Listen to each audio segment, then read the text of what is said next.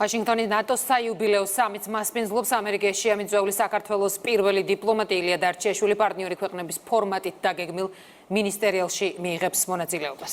საგარეო საქმეთა მინისტრის სამიტის ფარგლებში დაგეგმილ სხვა ღონისძიებებსაც დაესწრება და ამას გარდა ორმხრივ შეხვედრებსაც გამართავს. საიუბილეო შეკრება კი ბოლო სამიტია ჩრდილოატლანტიკური ალიანსის გენერალური მდივნისთვის იანს სტოლტენბერგს ამ პოსტზე ვადა ეწურება. მანჩი კაბელია ვაშინგტონიდან გვერდება. ნატოს საიუბილეო სამიტისთვის ემზადება და სიმბოლურია ისიც, რომ მთავარი მასპინძელი არის ამერიკის შეერთებული შტატები. ვაშინგტონში, სადაც 75 წლის წინ 12-მა ქვეყანამ მოაწერა ხელი ნატოს შექმნას, ახლა 32 წევრი სახელმწიფოს წარმომადგენლობა და დამატებით პარტნიორი ქვეყნების დელეგაციები ემზადებიან ჩამოსასვლელად, როგორც ასპირანტი ქვეყანა ისტორიულ სამიტზე მოწვეული არის საქართველო. ილია დარჩიაშვილი უხელმძღვანელებს დელეგაციას, ამის თაობაზე საგარეო საქმეთა უწყებამ განცხადება უკვე გაავრცელა, როგორც ცნობილია.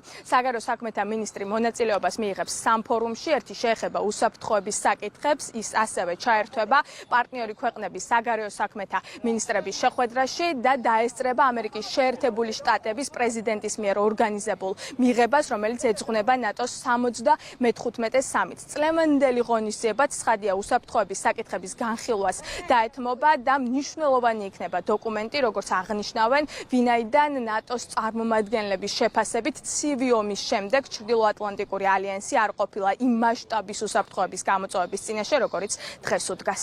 ძალიან მნიშვნელოვანია საქართველოს მონაწილეობა ნატოს 75 საიუბილეო სამიტზე. თავად ის ფაქტი, რომ საგარეო საქმეთა მინისტრი იღებს ამ ფორმატში მონაწილეობას, მიანიშნებს იმაზე, თუ რაოდენ დიდ მნიშვნელობას ანიჭებს ნატო საქართველოსთან ურთიერთობას. მინისტრს ექნება შესაძლებლობა სხვადასხვა ფორმატებში წარმოადგინოს ქვეყანა და ნატოს პარტნიორ წევრი ქვეყნის საგარეო საქმეთა მინისტრებს ესაუბროს იმ გამოწვევებზე, რაც ჩვენი ქვეყნის წინაშე დგას, ბუნებრივია იმ პირობებში, რაც მთლიანად მსოფლიოში მიმდინარეობს და განსაკუთრებით რეგიონში და შავი ზღვის კონტექსტში, საქართველოს პოზიცია მნიშვნელოვანი იქნება პარტნიორი წევრი ქვეყნებისთვის.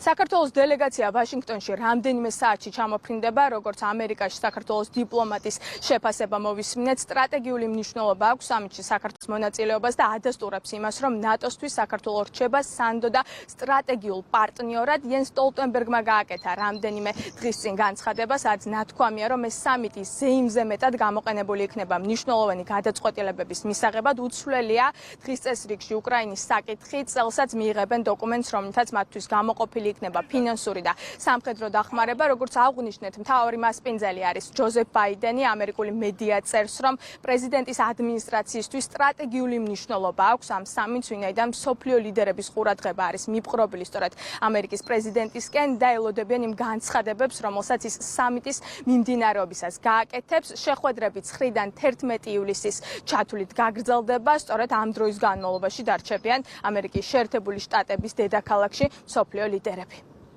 მადლობა მანჩი, ეს მანჩი კაბელია იყო.